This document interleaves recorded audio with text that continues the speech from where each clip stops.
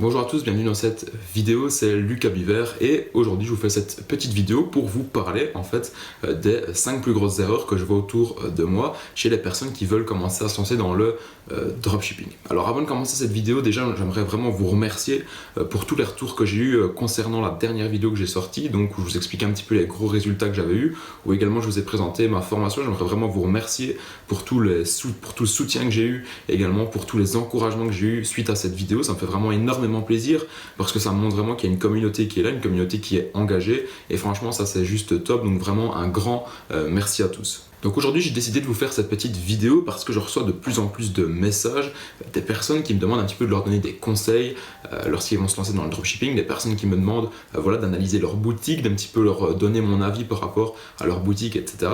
Et donc aujourd'hui je vous fais vraiment cette petite vidéo pour vous parler des 5 plus grosses erreurs que je vois chez les personnes qui se lancent dans le dropshipping pour que justement tu ne reproduises pas ces erreurs là, pour que tu ailles justement plus loin que les autres et que tu aies également des résultats qui soient plus hauts que tes concurrents. Alors déjà la première erreur que je vois, c'est que je voyais beaucoup de personnes en fait, qui commencent à lancer des boutiques et qui dans cette boutique là vont un petit peu créer une boutique généraliste où ils vont un petit peu mélanger les niches, où ils vont un petit peu mélanger les produits entre eux. Parfois ils vont vendre des produits qui n'ont strictement rien à voir entre eux et ça moi je trouve que c'est vraiment une grossière erreur lorsque vous allez commencer à faire du dropshipping. Alors pourquoi c'est une erreur? Alors moi il faut savoir que cette erreur là je l'ai fait également au tout début quand j'ai commencé à faire du dropshipping. Je me souviens j'avais créé une boutique où je vendais des mugs, où je vendais, je sais plus tout ce que je vendais, je vendais des lunettes de soleil, je vendais des bracelets, etc. Et au final, les produits n'avaient strictement rien à voir entre eux.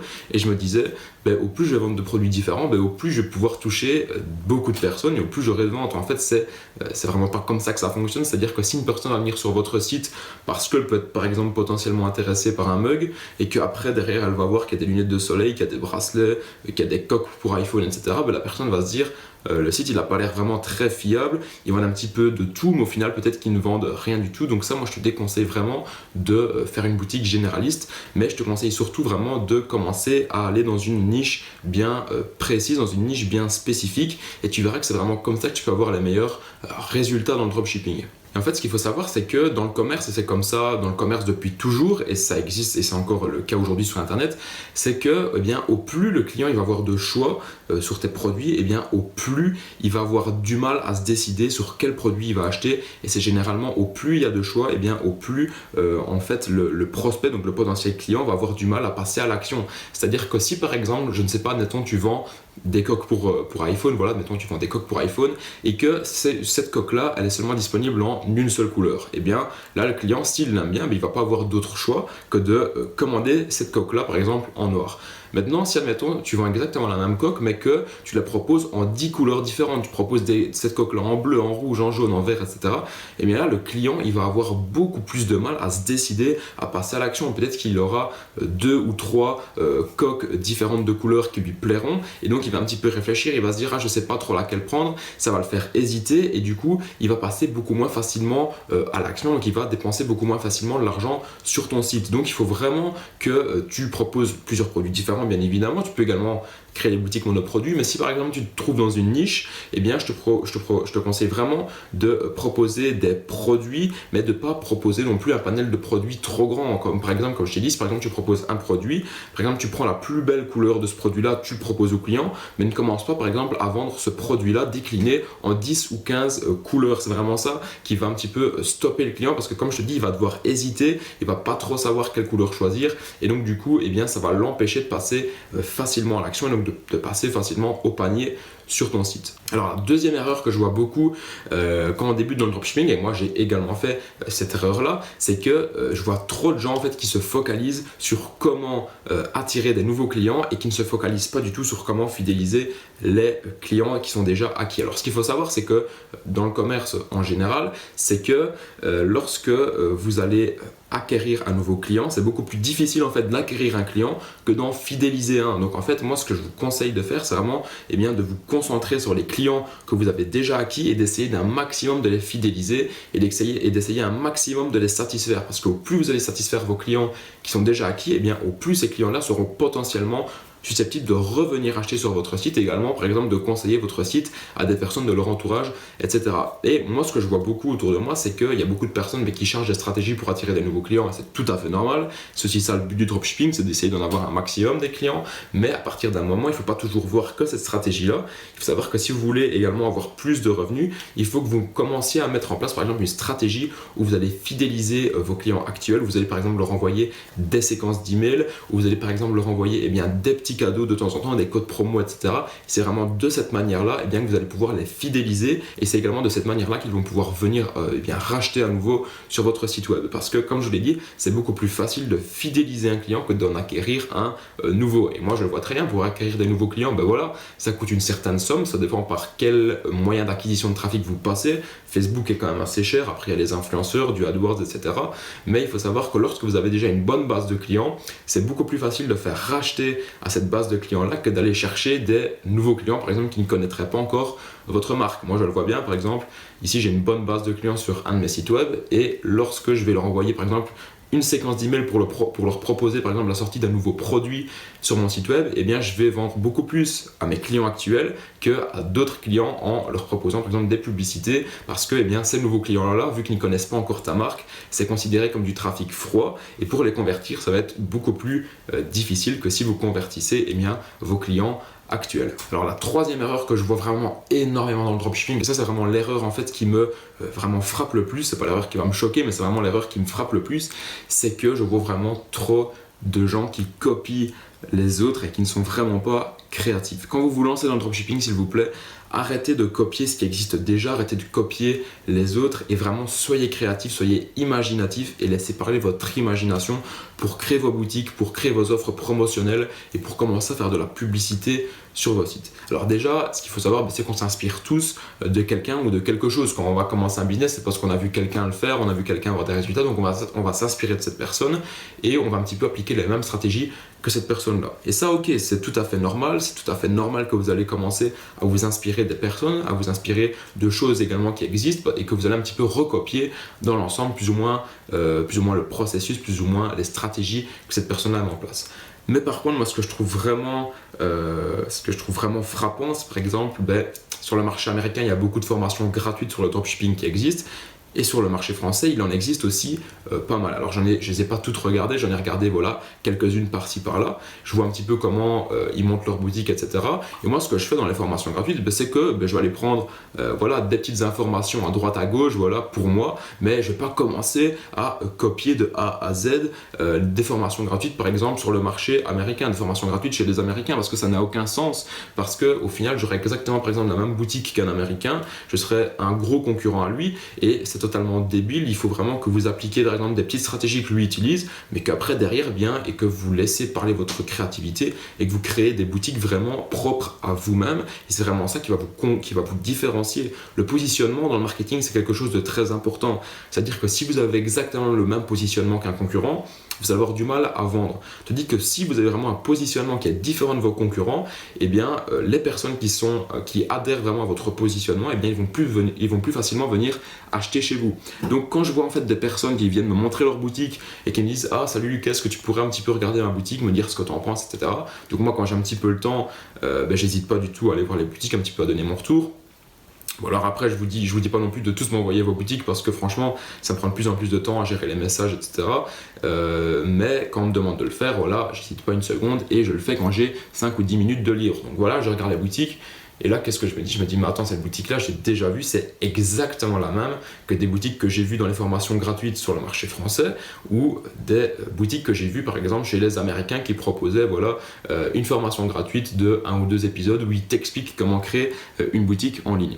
Alors ces personnes-là, elles sont vraiment géniales parce que vous expliquent comment créer des boutiques en ligne, mais s'il vous plaît, arrêtez de les copier, ça ne vous servira à rien.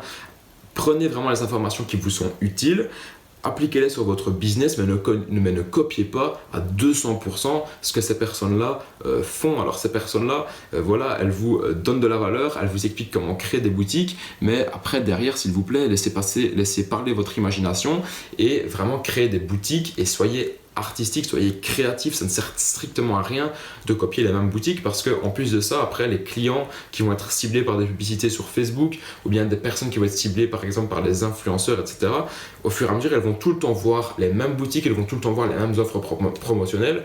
Et là, les prospects, qu'est-ce qu'ils vont se dire? Ils vont se dire, attends, il y a plein de gens qui commencent à créer les mêmes boutiques, qui nous proposent les mêmes produits. Et bien, au final, vos produits, si vous faites exactement les mêmes que les autres, que vous faites exactement les mêmes sites, et bien, vous allez vraiment avoir du mal à les vendre. Donc moi, je vous conseille vraiment, mais vraiment, d'être créatif, de prendre vraiment les astuces et les conseils qui sont importants et les appliquer dans votre business, mais après derrière vraiment laisser parler votre imagination et arrêter vraiment de copier à 100% ce que les autres font. C'est malheureux, mais c'est pas du tout comme ça que vous allez avoir des résultats. Après, quand vous commencez, c'est normal d'aller s'inspirer chez les autres, comme je vous ai dit, mais vraiment, si vous voulez avoir des résultats, venez vraiment apporter votre pierre à l'édifice et arrêtez de copier ce qui se passe sur Internet.